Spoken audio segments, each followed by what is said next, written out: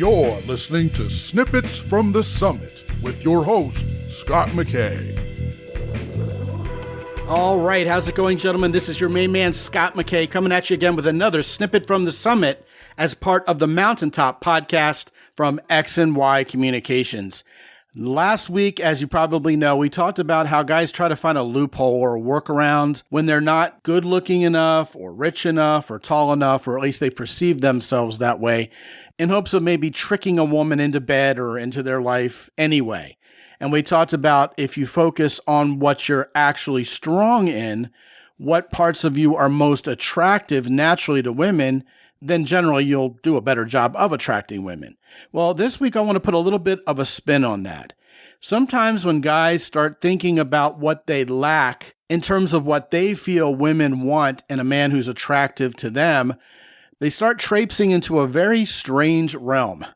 They start obsessing over that one thing that they think they lack to be attractive. And if you're not tall enough or rich enough or good looking enough, that's a natural association. But the truly weird part is a lot of guys, even if they are tall, good looking, or have a whole lot of money, still suffer from this same weird affliction. Because here's the thing, it's not always something conventionally predictable that guys will obsess over. But at the same time, guys also try to convince themselves that whatever it is that's wrong with them is that one trait they think all women want the most. And since they don't have it, well, they're going to fail with women. And because they get inside their heads so far, it can be pretty esoteric stuff they start getting all wadded up about. For example, I've seen guys come to me with preposterous excuses here.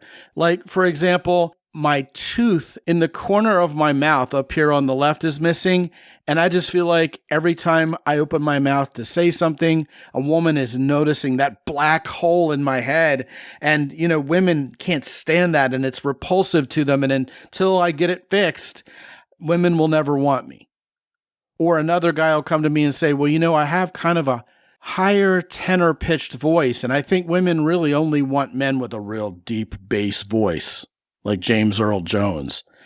Now, of course, in both of these cases, other people, third parties, men or women, frankly, may look at them and go, how did you arrive at that conclusion of all things? I mean, after all, a guy may say to the guy who's missing a tooth, I've known you for years, dude, and I've never noticed you were missing a tooth. So what makes you think women are up there with like some sort of dental mirror checking the back of your palate or something? It just doesn't make any sense. But because the guy's so self-conscious about it, he's thinking it's the first and only thing women focus on when they're talking to him. Meanwhile, there are lots of guys out there that have that smooth, cool voice that actually isn't a deep bass or even a baritone voice, and women go nuts for it. Honestly, when we're talking about voice, it's really more about your cadence and your elocution and how intelligent and together you sound when you speak rather than exactly what musical range your vocals are in. So see, in both of those cases, guys have a limiting belief based on a very strong insecurity, and they're automatically projecting onto all women everywhere that they're not going to be attracted because they would somehow be similarly obsessed in the same way those guys are about what they perceive to be a shortcoming.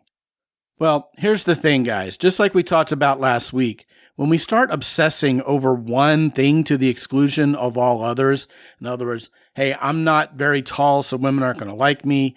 I don't have enough money to buy stylish clothing. I don't have enough money, period, or I need to get in shape.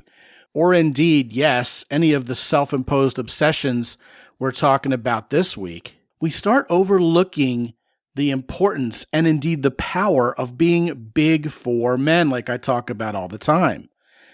It really is true, no matter who you are, whether you're a tenor or a bass, or whether you have perfect teeth or not so much, if you're confident, if you're masculine in a way that makes women feel protected, you actually like women and you have character, guys, you're 90% of the way to attracting just about every woman already, and you have very little competition. And you know what? Let's go ahead and go there. Let's talk about that other 10%. Here's where it gets real. Gentlemen, the fact remains that perfect people suck and nobody trusts them. Embrace what makes you human, even your imperfections, and in turn, get ready to meet your perfectly imperfect woman yourself, who probably has her own deep-seated insecurities that will matter little to your interest level in her. In fact, you'll probably not even notice them, let alone obsess over them the way she does. And then, maybe with your leadership, both of you can be happily imperfect together, knowing that if you were both perfect, you'd probably not even like each other or trust each other to begin with. And gentlemen, that's no way to start or conduct a relationship, now is it? Want to talk about this or anything else? Scot at mountaintoppodcast.com.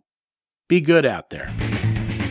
As always, visit mountaintoppodcast.com for more.